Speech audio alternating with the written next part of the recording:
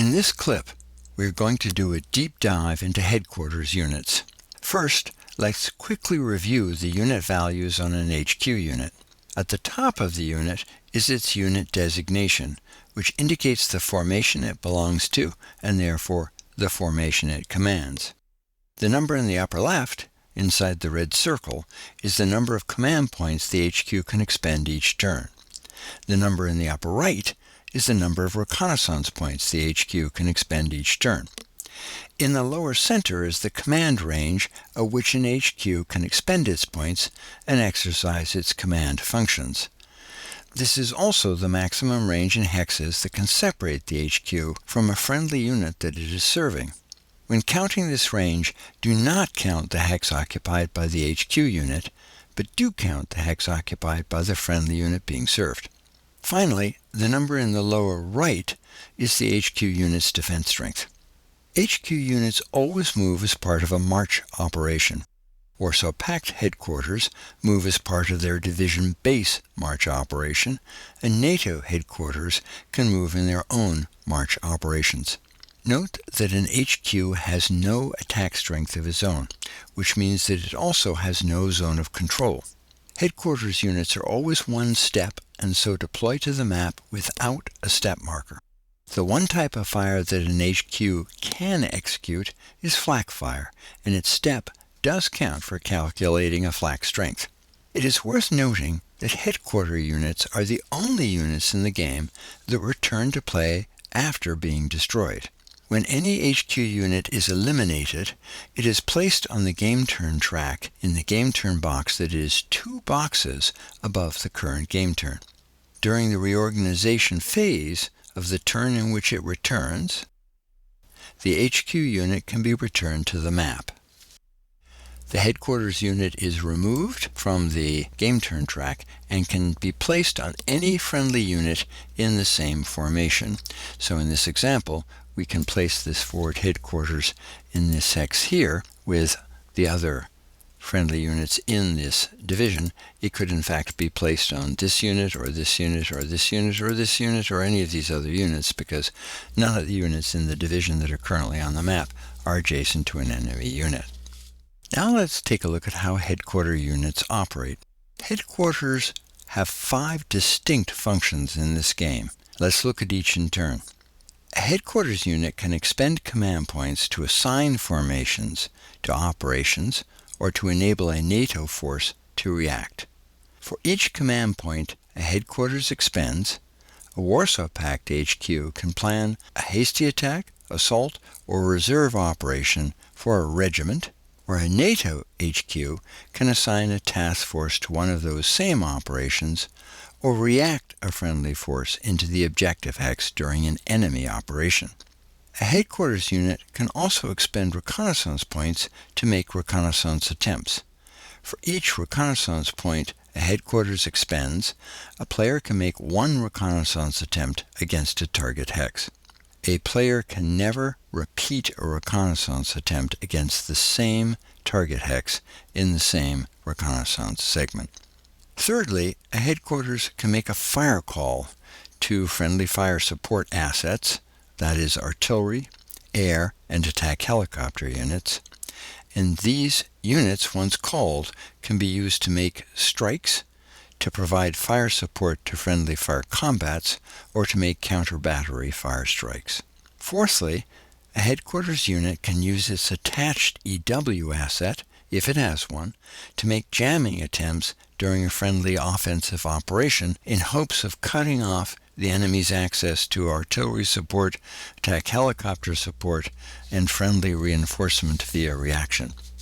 And finally, during the reorganization phase, a headquarters unit can decontaminate friendly units that have been contaminated by enemy gas strikes. Now, an HQ unit can do all of these things regardless of whether it is on its used side or its unused side, but it cannot do any of these things if it is disrupted or reconstituting on the game turn track after being destroyed.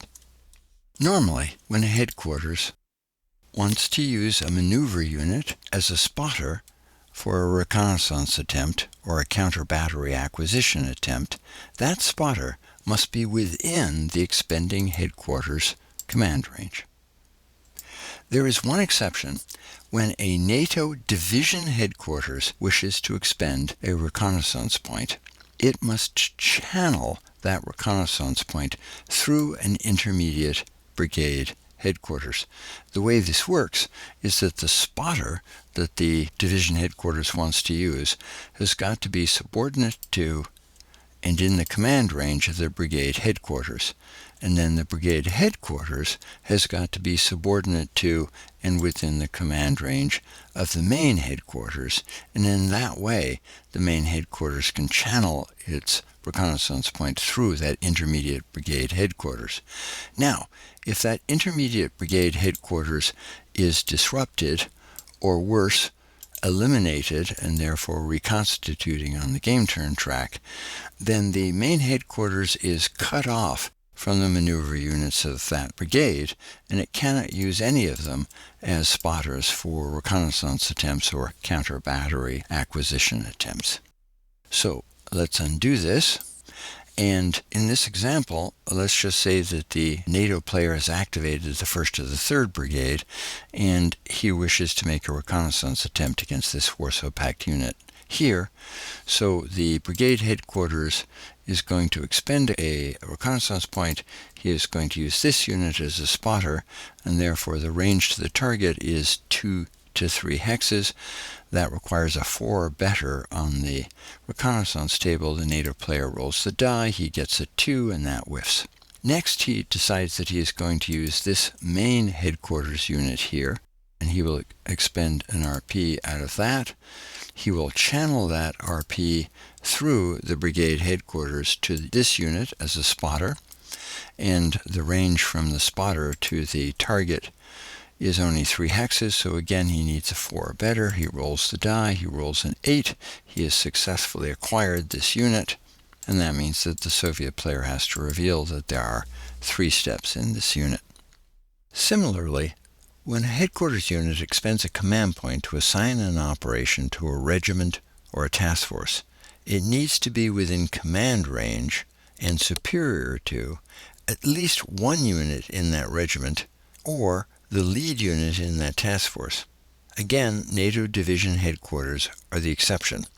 When a NATO forward or main headquarters wishes to expend a command point to assign a task force to an operation, it needs to channel that command point through an intermediate brigade headquarters that is superior to the units in that task force, just the way it would channel RPs.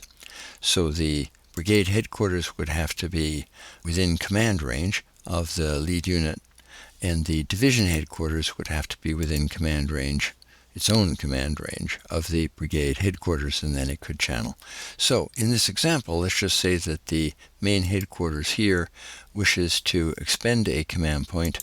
It's channeling that command point through this intermediate brigade headquarters to assign a hasty attack operation to this task force formed around this lead unit, which consists of this unit, this unit, and this unit, and the Warsaw Pact player is informed that he is about to get attacked in this hex here. So we will move the acquired marker, and we will place an objective marker in this hex. And now the NATO player can move his units into position. 1, 2. He moves his remaining tanks in, and he can now execute his hasty attack operation. No other functions are channeled like this. Only the CPs and RPs of NATO division headquarters get channeled through subordinate brigade headquarters.